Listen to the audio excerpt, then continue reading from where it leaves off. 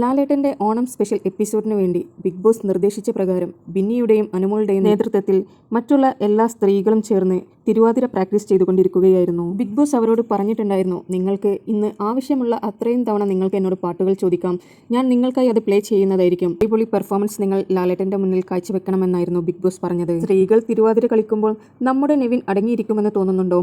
അവനും ചേർന്നു അവരുമായി. നെവിൻ പാട്ട് കേട്ടതും നൃത്തം വെക്കുവാൻ തുടങ്ങി. എന്നാൽ മറ്റുള്ള സ്ത്രീകൾക്ക് ആദ്യത്തെ പാട്ടിന് ഏത് സ്റ്റെപ്പ് ഇടണം എന്നുള്ള കൺഫ്യൂഷനിലായിരുന്നു. അവർക്ക് എത്ര ആലോചിച്ചിട്ടും ഫസ്റ്റ് പാട്ടിനുള്ള സ്റ്റെപ്പുകൾ കണ്ടെത്താനായില്ല. പിന്നീടുള്ള പാട്ടുകൾക്കെല്ലാം അവർ ഓരോ സ്റ്റെപ്പുകൾ അങ്ങോട്ട് കളിക്കാൻ തുടങ്ങി. രേണുസുതി ഇന്ന് വളരെ ആക്റ്റീവായിരുന്നു. ബിഗ് ബോസ് പറഞ്ഞിട്ടുണ്ടായിരുന്നു, ആരോഗ്യപരമായി ബുദ്ധിമുട്ടുള്ളവരെ നിർബന്ധിച്ച് ഡാൻസ് കളിപ്പിക്കേണ്ട എന്ന്.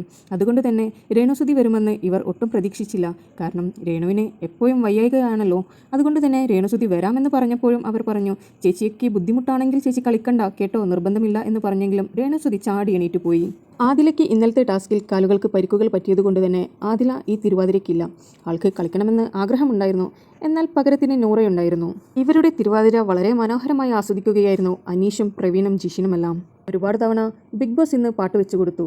അവരും അതിനനുസരിച്ച് നൃത്തം വെക്കുവാൻ തുടങ്ങി. വളരെ മനോഹരമായി തന്നെ എല്ലാവരും ഓരോ സ്റ്റെപ്പുകൾ ഇടാൻ തുടങ്ങി. ഒരു ടീം വർക്ക് തന്നെയായിരുന്നു ഇന്ന് BB ലൈവിൽ കാണാൻ കഴിഞ്ഞത്. സത്യത്തിൽ അവർ തിരുവാതിര കളിച്ചു മടുത്തെന്ന് തന്നെ പറയാം. കാരണം എല്ലാവരും വളരെ അവശതയിലെത്തി. അവർക്ക് കളിച്ച് വിശക്കാൻ പോലും തുടങ്ങി. എങ്കിലും ഇന്നത്തെ അവരുടെ ടീം വർക്കിനെ അംഗീകരിക്കാതിരിക്കാൻ കഴിയില്ല. കാരണം എല്ലാവരും അത്രയും മനോഹരമായി തന്നെ എഫേർട്ട് എടുത്തു. നെവിന് എല്ലാവരെയും ശല്യം ചെയ്യുക എന്നത് സ്ഥിരം തൊഴിലായതുകൊണ്ട് തന്നെ ഇവരുടെ ഇടയിൽ കിടന്ന് നൃത്തം കളിക്കുമ്പോൾ അനുമോളും മറ്റുള്ളവരും പറഞ്ഞു, ഇതിൻ്റെ ഇടയിൽ കയറി കളിക്കല്ലേ നെവിനെ, ഒന്ന് മാറി നിൽക്കുന്നു പറഞ്ഞു. പിന്നീട് അങ്ങോട്ട് നെവിൻ റൂമിലോട്ടേക്ക് പോയി ഒരു തുണി നെഞ്ചത്തും കെട്ടിക്കൊണ്ട് വന്നു. എന്നിട്ട് ഇവരുടെ കൂടെ അങ്ങോട്ട് തിരുവാതിര കളിക്കാൻ തുടങ്ങി. സത്യം പറയാലോ, ശരിക്കും നല്ല കോമഡി ആയിരുന്നു. എന്നാൽ തിരുവാതിര കളിക്കുന്നവർക്ക് അത് വളരെ ഇറിറ്റേഷൻ ആയിരുന്നു. എന്നാൽ നെവിൻ്റെ ഓരോ കളികൾ കാണണമായിരുന്നു.